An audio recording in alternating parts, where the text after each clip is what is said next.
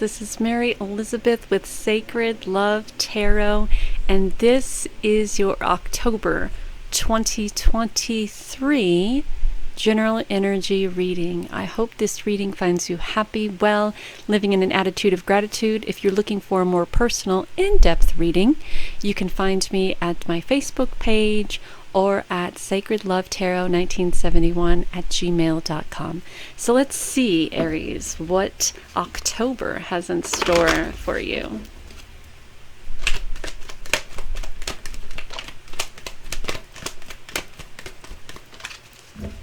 All right, so we have the Sun, we have the Magician in the Mirror, and we have financial constraints. So a lot of you may be feeling, it's interesting because the Sun card and the Magician in the Mirror is all about living life to the fullest, being creative, being abundant, prosperous, emotionally stable, learning new things, passionate, connected to spirit. The Magician in the Mirror are the sparks that you need to bring the best version of who you are to fruition. It's looking in that mirror and seeing the true version of who you are and creating the energy around you to manifest that. But there's lack here. There's lack. And the Magician in the Mirror and the Sun are such beautiful, powerful cards of manifestation.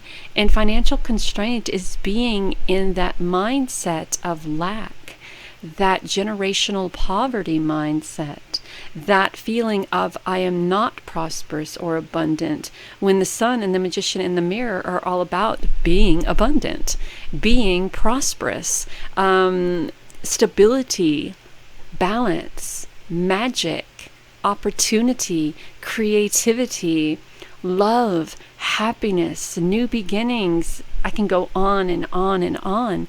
So somewhere there's an imbalance. Somewhere there could be all of this greatness, but this feeling within yourself that you're not worth all of this greatness, Aries. And that is something that truly needs to be changed. Because we are all worthy of greatness. We are all worthy of magic. We are all worthy of opportunity and abundance and prosperity. And when we sit in that attitude of lack or poverty or uncertainty and insecurity, it has a way of grabbing a hold of how we think about ourselves and really cutting us off from who we truly are. So Spirit is asking you to celebrate everything about yourself. Celebrate your opportunities, regardless of how big or small. Celebrate the abundance that comes in, regardless how big or small. Allow yourself to be open to the abundance, to the prosperity around you. Allow your heart to be open. Allow yourself to speak your truth. Allow yourself to connect to your intuition. Find your tribe. Find people who help you build yourself up instead of making you feel like there is nothing left, or instead of making you feel like your wants, needs, and desires are a pipe dream.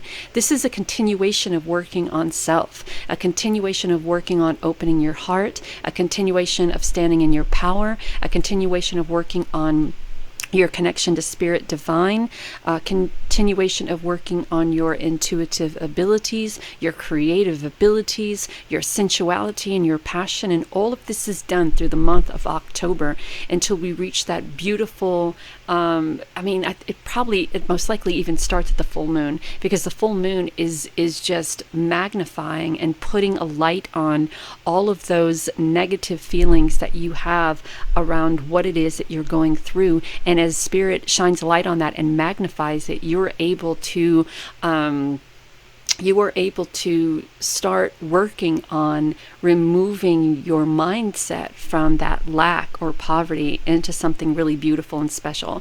If it's a family that you want, if it's a family that you're looking for, if it's a family that helps you feel complete, then the month of October is your key or your cue to start working toward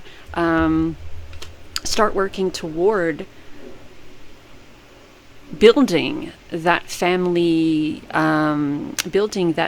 foundation.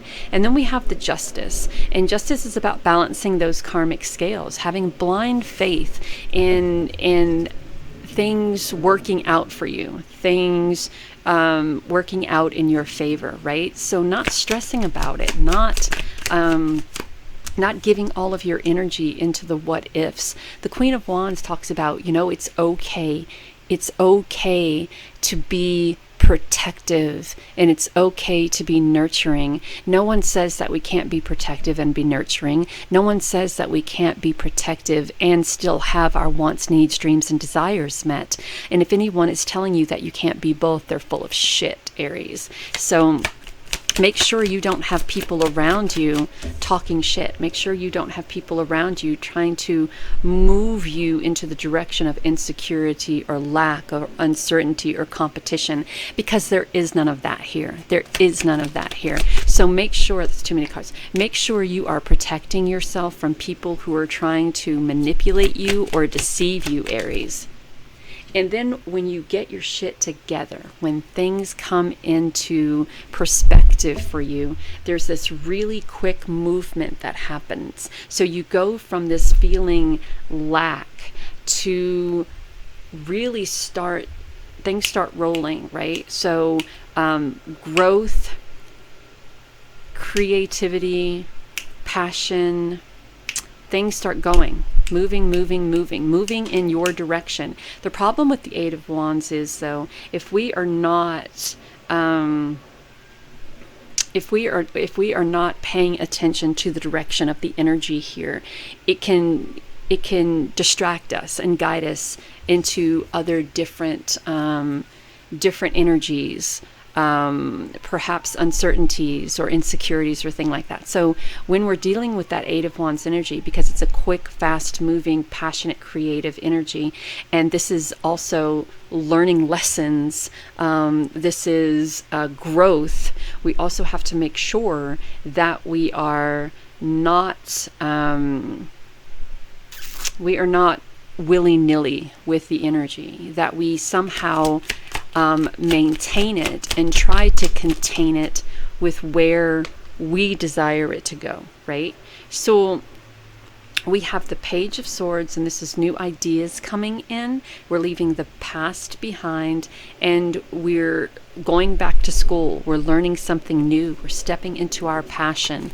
We are not just stepping into our passion, but we're stepping into our abundance. We're stepping into our worth. So we went from feeling unworthy or a poverty mindset to now stepping into financial opportunities, starting to take care of paying our bills, taking care of our finances, deciding what direction we need to go now. This could be a move. This can be you moving to a different state, a new home, but this is change. That King of Wands is making the command decision on what direction is next. Now that we're no longer in a poverty mindset, now that we have faith within ourselves and spirit, and things are working themselves out, balancing themselves out, we're working on what we need to work on. We're celebrating on what we need to celebrate. We're coming into this solid family foundation. We are seeing ourselves as nurturing and powerful beings. We're seeing ourselves as protectors and nurturers as well. And we are not letting